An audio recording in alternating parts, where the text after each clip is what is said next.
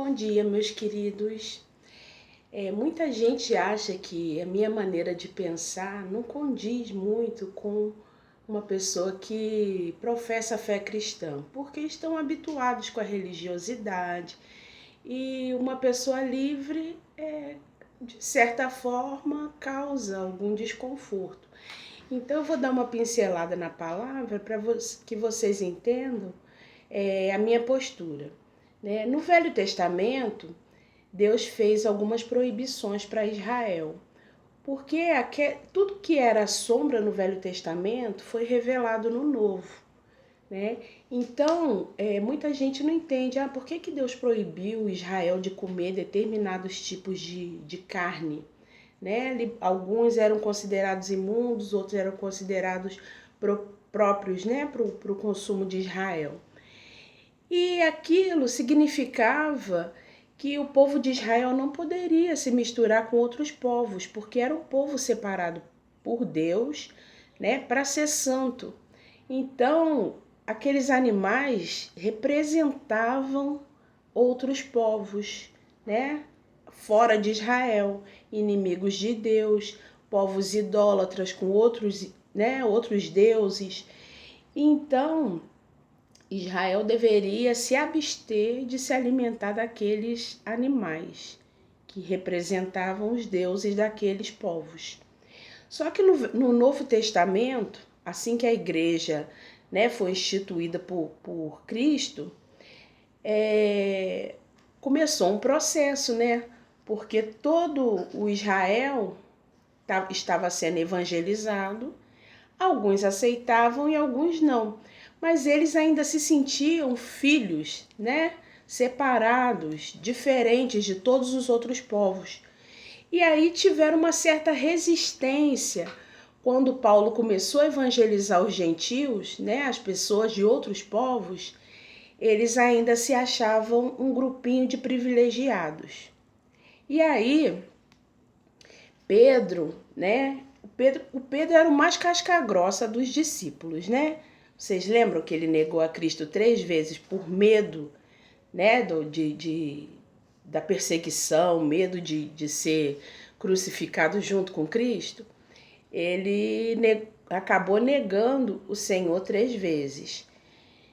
E assim que Paulo começou a evangelizar os gentios, não foi diferente, né? Ele ficou no grupinho que apoiava que os judeus eram privilegiados.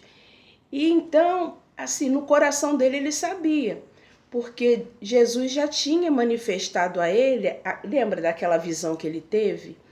Que descia um pano branco com vários animais e e Deus mandando ele comer daqueles animais? Aquilo significava que a graça de Deus estava incluindo os outros povos. Aqueles animais impuros no Velho Testamento estavam agora aptos a serem, né, a servirem de alimento na visão de Pedro. E aí ele não entendeu a visão e teve a visão 3 vezes até que ele compreendeu que os povos gentios estavam sendo incluídos, né, no anúncio do evangelho, que deveria alcançar todos os povos. E ele entendeu isso no coração. Porém, diante das duas religiões, que eram os judeus convertidos e os gentios, que era um povo que não tinha lei, mas que estava recebendo o evangelho como verdade, né? Eram 2 grupinhos, não se misturavam, não podiam comer juntos. Então Pedro apoiava, diante né, da sociedade ali, ele apoiava que os judeus tinham que ser um povo menor do que o povo judeu, convertido, né? E aí ele, apesar dele saber que Deus estava incluindo os gentios na graça, né, alcançando o povo gentio, publicamente ele não comia junto com os gentios. Então Paulo repreendeu Pedro publicamente para que o evangelho alcançasse a todos os povos e ele, né, assumisse, né, negasse essa covardia dele e assumisse publicamente que ele estava entendendo o evangelho da graça de Deus. né? Então, Pedro tinha uma mentalidade, Paulo tinha outra mentalidade. Pedro negava, né, o evangelho de certa forma por causa da pressão da sociedade, e Paulo não, Paulo dava a cara para bater.